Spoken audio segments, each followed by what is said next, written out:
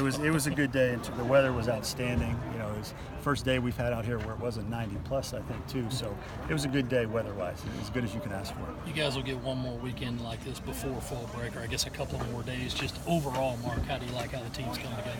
I mean, we're by far not a finished product yet, but we're seeing some encouraging things. I think pitching-wise, especially, we're seeing a lot of guys that will be able to be a part of the solution.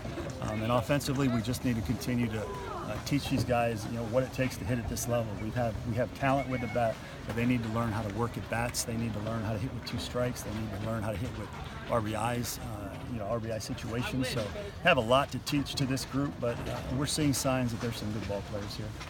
What do you see in the demeanor of a team on scout day like this when they've got a bunch of guys in the stands who they want to show off for and impress? Yeah, I thought the demeanor was pretty good today. You know, it felt different to me because having played Georgia Tech and NC State already, usually that anxiety level you have, but when knowing a lot of eyes are on you, scout day gives you that. But I thought having played NC State and Georgia Tech already took a little bit of that away. Today felt a little bit more like a normal day, I think, for the guys. Mark had 4 errors in the infield, kind of a rough day defensively. Is that just kind of how it goes during fall? That was atypical for us. We've been playing really good infield defense. It was one per guy, at that point. So it just, I don't think that's a trend. I think it's just one of those days. What's the timetable for getting Josiah back? He's day to day. He hit in BP today, so we're slowly but surely. He's day to day.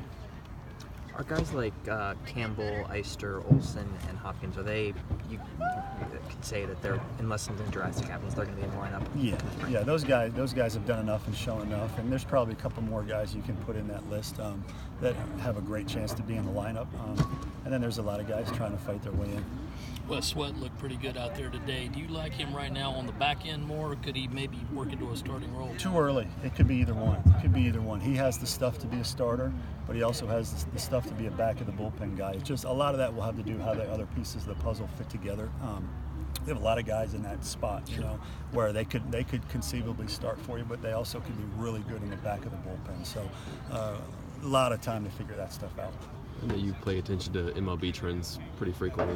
What's your opinion, I guess, on the opener? I know a lot of teams do that, and how do you see that playing in the college game? Yeah. Could you do something like that? I don't know that we would use the opener. The opener is kind of, you use your setup guy to hopefully get you 2 innings and then hand it off to a guy that can go longer.